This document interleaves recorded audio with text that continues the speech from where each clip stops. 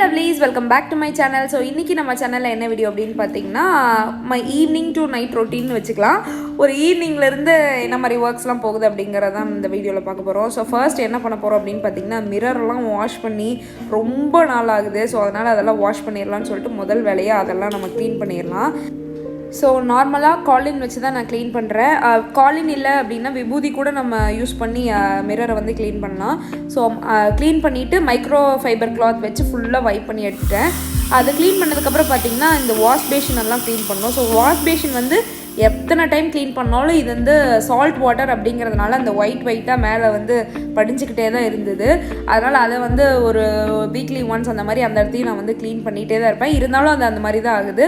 டேப்பும் அதே மாதிரி salt water அப்படிங்கிறதுனால மேலே உப்பு படிஞ்ச மாதிரியே இருக்குது. ஸோ அதனால் அதையும் நீட்டாக க்ளீன் பண்ணிவிட்டு மேலே திங்ஸ் எல்லாத்தையுமே நம்ம ஆர்கனைஸ் பண்ணிடலாம். இன்றைக்கி வந்து இந்த கவுண்டர் டாப் மேலே வைக்கிறதுக்கு இந்த ட்ரே வந்து பார்த்திங்கன்னா ஹோம் மேக்கர்ஸ் பேஷன் அப்படின்னு சொல்லிட்டு இன்ஸ்டாகிராமில் ஒரு பேஜ் இருக்குது. அவங்க தான் நம்மளுக்கு சென்ட் பண்ணியிருந்தாங்க. ஸோ இப்போ அந்த ட்ரே வச்சு மேலே வந்து திங்ஸ் எல்லாம் வச்சிடலாம்.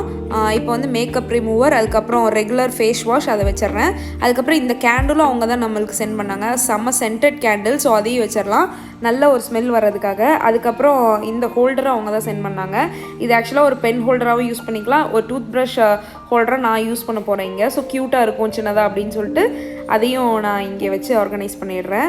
ஸோ ஃபுல்லாக ஆர்கனைஸ் பண்ணதுக்கப்புறம் பார்த்திங்கன்னா இப்படி தான் இருக்கும். ஸோ அவங்க கொடுத்த அந்த ட்ரே, அதுக்கப்புறம் அந்த கேண்டில், அந்த டூத் ப்ரஷ் ஹோல்டர் எல்லாமே சேர்ந்து பார்க்கறதுக்கு ரொம்ப க்யூட்டாக இருக்குது. அவங்களோட இன்ஸ்டாகிராம் பேஜ் லிங்க்கையும் நான் கீழே டிஸ்கிரிப்ஷனில் கொடுக்குறேன். நீங்கள் போய் பார்த்து இதெல்லாம் வந்து பார்த்திங்கன்னா ரொம்ப கம்மியாக தான் அவங்க சேல் பண்ணிகிட்ருக்காங்க. ஸோ உங்களுக்கு வேணுங்கிறத நீங்கள் பார்த்து வாங்கிக்கோங்க.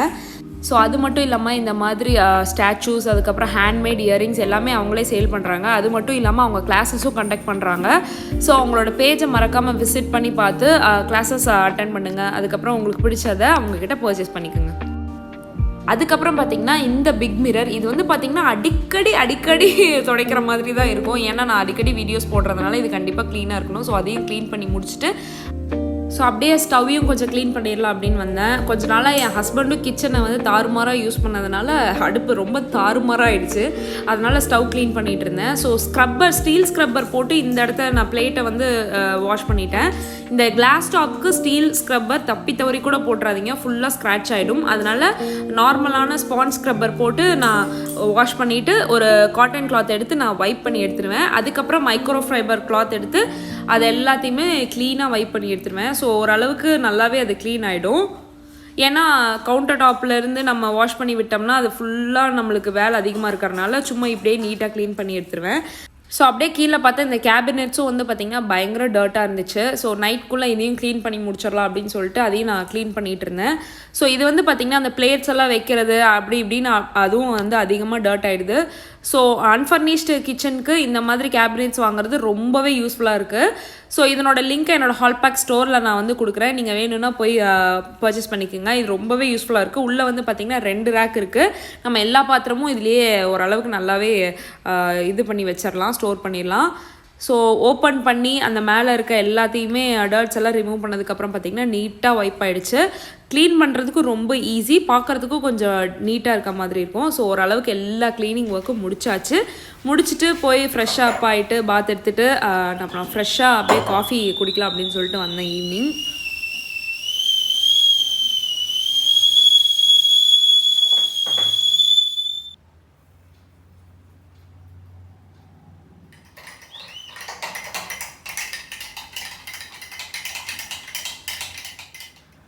So after a very tiring day, ஒரு cup of coffee. அதுக்கப்புறம் ஒரு வீடியோலையும் நான் போட்டிருக்க அவுட்ஃபிட் டீடைல்ஸும் ஷேர் பண்ண சொல்லியிருக்கீங்க. ஸோ இந்த வீடியோவில் நான் போட்டிருக்க இந்த பிளாக் நைட் சூட், அதுக்கப்புறம் இப்போ நான் போட்டிருக்க ரெட் நைட் சூட்ஸ், அதுக்கப்புறம் இந்த சைடில் இந்த டிஸ்பிளே ஆகிட்டு இருக்க எல்லா நைட் சூட்ஸ், இது எல்லாமே இன்ஸ்டாகிராமில் அன்லிமிட்டெட் ஃபேஷன் ஸ்டோர் அப்படின்னு சொல்லிட்டு ஒரு பேஜ் இருக்குது. அவங்க தான் நம்மளுக்கு சென்ட் பண்ணியிருக்காங்க. பர்சனலாகவே எனக்கு வந்து அவங்களோட பேஜில் இருக்க அந்த கலெக்ஷன்ஸ் வந்து ரொம்ப பிடிச்சிருந்தது. ஏன்னா அவங்க அனுப்பின நைட் சூட்ஸ்லாம் எனக்கு அவ்வளோ பிடிச்சிருந்தது. நைட்ரீஸ்லாம் வந்து பார்த்தீங்கன்னா 160 அந்த ரேஞ்ச்லேருந்து அவங்க வந்து சேல் பண்ணிட்டு இருக்காங்க. நைட் பேண்ட்ஸ் எல்லாம் 100, 150 அந்த மாதிரி நிறையா சேல் பண்ணிட்டு இருக்காங்க. ஸோ அவங்களோட பேஜை கீழே டிஸ்கிரிப்ஷனில் நான் வந்து கொடுக்குறேன். நீங்கள் போய் பார்த்து உங்களுக்கு பிடிச்ச night dresses, night suits, night எது வேணாலும் அஃபோர்டபுள் ரேட்ஸில் வாங்கிக்கலாம்.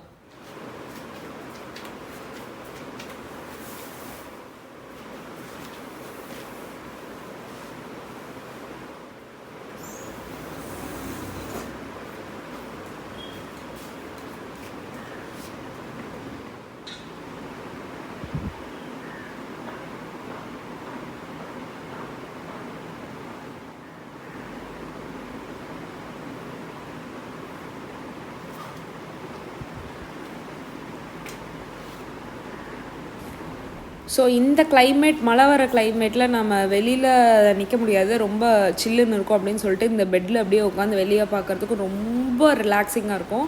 ஸோ அதனால் ஒரு ஐடலாக ஒரு 10 மினிட்ஸ் அப்படியே உட்காந்துட்டே கொஞ்சம் நேரம் ரெஸ்ட் எடுத்துகிட்டு அதுக்கப்புறம் பேக் டு ஒர்க். அதுக்கப்புறம் நைட்டுக்கு சிக்கன் குழம்பு பண்ணலாம் அப்படின்னு சொல்லிட்டு அதுக்கு தேவையான திங்ஸ் எல்லாம் எடுத்து வச்சாச்சு. சிக்கன் குழம்பு அப்படிங்கிறதுனால நிறைய சின்ன வெங்காயம் போட்டு நான் அரைப்பேன், சின்ன வெங்காயம் பூண்டு, அதனால் அதெல்லாம் முன்னாடியே நம்ம எடுத்து வச்சாச்சு. ஸோ இப்போ நம்ம குக் பண்ணுறது மட்டும்தான் வேலை. ஸோ சிக்கன் சைஸ் எல்லாம் வந்து பார்த்தீங்கன்னா இங்கே ரொம்ப பெருசாக இருக்க மாதிரி தான் இருக்குது. நம்ம ஊர்லலாம் நம்ம கேட்குற சைஸுக்கு வந்து வெட்டி கொடுப்பாங்க, இங்கெல்லாம் வந்து பார்த்தீங்கன்னா சைஸ் ரொம்ப பெருசாக இருக்க மாதிரி இருக்குது. ஸோ ஃபஸ்ட்டு அதெல்லாம் தனியாக சின்னதாக வெட்டி வச்சுக்கலாம். ஸோ நிறைய பேர் எங்கிட்ட ரிப்பீட்டடாக கேட்குற கொஸ்டின் என்ன அப்படின்னு பார்த்தீங்கன்னா, எதனா டயட் மெயின்டைன் பண்ணுறீங்களா, எப்படி பாடி வந்து ஸ்லிம்மாக வச்சுக்கிறீங்க அப்படின்னா நிறைய பேர் கேட்டிருந்தீங்க. ஸோ பாடி வந்து மெயின்டைன் பண்ணுறதுக்கு மெயினாக டயட்டும் கொஞ்சம் அவசியம் அப்படின்னு நான் நினைக்கிறேன். ஏன்னா நம்ம கண்டதை ஜங்க் அந்த மாதிரிலாம் அதிகமாக சாப்பிடாம ஃபுட் ஹேபிட்ஸையும் கொஞ்சம் கண்ட்ரோல்டாக வச்சுக்கணும். ஸோ நான் என்ன மாதிரி ஃபுட்டெல்லாம் எடுத்துக்கிறேன் அப்படிங்கிறதையும் நீங்கள் வந்து இனி ரெகுலர் விளாக்ஸில் நான் ஆட் பண்ணுறேன். ஸோ அது உங்களுக்கு கொஞ்சம் யூஸ்ஃபுல்லாக இருக்கும். அதுக்கப்புறம் வர ரெசிபிஸ் எல்லாம் கொஞ்சம் என்னோட ஸ்டைல்லையும் இருக்கும். எனக்கு பிடிச்ச மாதிரி சில விஷயங்கள்லாம் நான் ஆட் பண்ணியிருப்பேன், சிலது வந்து ஆட் பண்ணாமல் இருப்பேன். ஸோ அதெல்லாம் நீங்கள் ட்ரை பண்ணி பார்த்து உங்களுக்கு பிடிச்சிருந்ததுன்னு அப்படின்னா நீங்கள் அதையும் கூட ட்ரை பண்ணி பார்க்கலாம். ஸோ இப்போ நம்ம போய் சிக்கனை கட் பண்ணிவிட்டு மற்ற வேலைகளை செஞ்சிடலாம்.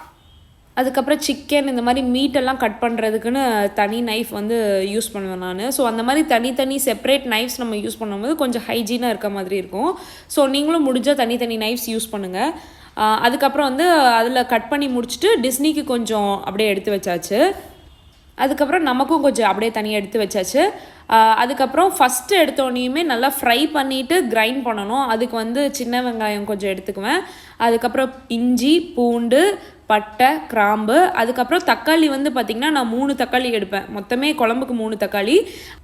அதில் 2 தக்காளி வணக்கி அரைச்சிடுவேன், 1 தக்காளி வந்து அப்படியே குழம்பு செய்யும் போது ஃப்ரை பண்ணிடுவேன். ஸோ அதில் 2 தக்காளி இப்போ நம்ம கட் பண்ணி எடுத்துடலாம்.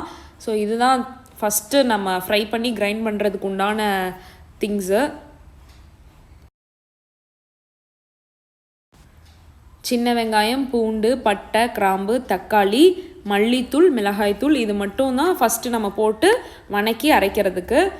நான் வந்து கல்லெண்ணெய் யூஸ் பண்ணுவேன். ஸோ கல்லெண்ணெய் யூஸ் பண்ணும்போது கொஞ்சம் டேஸ்ட்டு நல்லா வரும். அதனால் கல்லெண்ணெய் ஊற்றிட்டு அந்த பட்டை, கிராம்பு, அதுக்கப்புறம் சின்ன வெங்காயம் இது எல்லாத்தையுமே போட்டு ஃபஸ்ட்டு நல்லா ஃப்ரை பண்ணிடலாம்.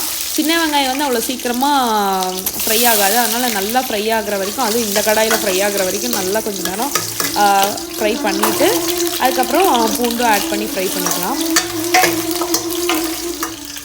அதுக்கப்புறம் தக்காளி அதையும் போட்டு நல்லா ஃப்ரை பண்ணிக்கலாம். கொஞ்சம் சால்ட்டு சீக்கிரமாக தக்காளி வதங்கிறதுக்காக. அதுக்கப்புறம் கொஞ்சம் குழம்பு நிறைய வேணுங்கிறதுனால நான் ஒரு 2 ஸ்பூன் மல்லித்தூள், அதுக்கப்புறம் 1 ஸ்பூன் மிளகாத்தூள் எல்லாம் போட்டு நல்லா ஃப்ரை பண்ணிவிட்டு அதை வந்து ஆஃப் பண்ணி வச்சுருவேன். ஸோ சூடு ஆறுற வரைக்கும் அதை தனியாக எடுத்து வச்சிடலாம், அப்படியே மிக்சியில் போட வேண்டாம்.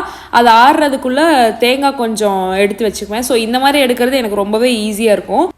ஸோ குழம்புக்கு தேவையான அளவு இதுலேருந்து நான் கொஞ்சம் எடுத்துக்குவேன்.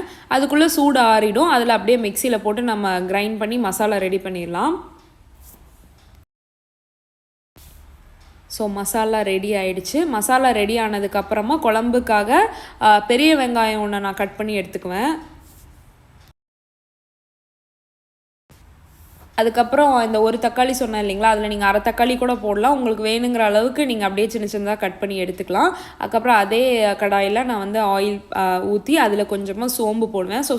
சோம்பு போடும்போது வந்து பார்த்திங்கன்னா நல்ல ஸ்மெல், நல்ல குட் ஸ்மெல்லாக இருக்கும். அதுக்கப்புறம் அப்படியே ஆனியன் போட்டு நல்லா ஃப்ரை பண்ணி எடுத்ததுக்கப்புறமா அதுலேயே தக்காளியும் போட்டு நல்லா வதக்கிக்கலாம்.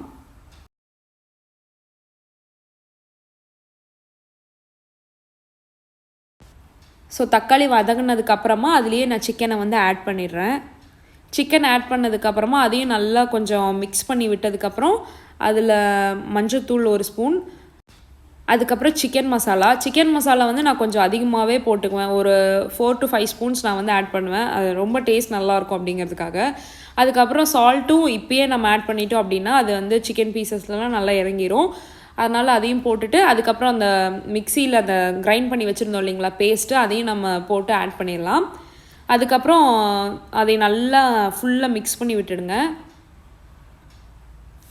மிக்ஸ் பண்ணதுக்கப்புறமா கோகோனட் பேஸ்ட்டு அது வந்து ஒரு ஹாஃப் டம்ளர் அதையும் நான் ஆட் பண்ணிப்பேன். கிரேவி இன்னும் கொஞ்சம் நிறையா வேணும் அப்படின்னா நீங்கள் பேஸ்ட் கொஞ்சம் இன்னும் கொஞ்சம் ஆட் பண்ணிக்கலாம், கொஞ்சம் நிறையா தண்ணி ஊற்றிக்கலாம். அதுக்கப்புறம் தேங்காய் அந்த ஓடு இருக்குது பார்த்தீங்களா, அதை போட்டோம் அப்படின்னா மீட் கொஞ்சம் சீக்கிரமாக வெந்துடும் அப்படின்னு சொல்லிட்டு எங்கள் வீட்டில் சொல்லுவாங்க. அதனால் அதையும் போட்டு நல்லா மிக்ஸ் பண்ணி எடுத்துக்கலாம். இது வேணும்னா நீங்கள் வந்து பண்ணுங்கள். இது மட்டன் அந்த மாதிரி ஐட்டம்ஸ்க்கெலாம் இது போட்டோம் அப்படின்னா சீக்கிரமாக வெந்துடும். ஸோ அது குழம்பு அவ்வளோதான் முடிஞ்சிச்சு. அது நல்லா சிக்கன் வெந்தால் அதை ஆஃப் பண்ணிடலாம். அதுக்குள்ளே கவுண்டர் டாப்பு, அதுக்கப்புறம் ஸ்டவ்வு, அது எல்லாத்தையுமே நீட்டாக க்ளீன் பண்ணி வச்சுருவேன். டக்குன்னு அப்பயே வேலையை முடிச்சிட்டோம் அப்படின்னா நம்ம ஃப்ரீயாக போய் உட்காந்து டின்னர் சாப்பிட்லாம். அப்படிங்கிறதுனால அப்பப்போ எல்லாத்தையுமே அப்படியே நீட்டாக க்ளீன் பண்ணி எடுத்து வச்சுருவேன். ஸோ இதெல்லாம் க்ளீன் பண்ணி முடிக்கிறதுக்குள்ளே நம்மளுக்கு குழம்பு நல்லா பாயில் ஆகி நல்லா ரெடி ஆயிடுச்சு.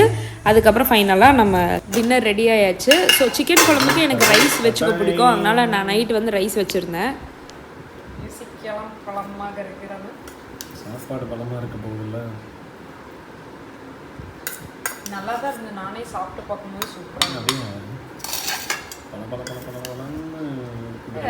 எப்படி வச்சுருக்கேன் பார்த்தீங்களா, நல்லா வந்திருக்குன்னா நான் கரெக்டாக வச்சுருக்கேன்ல.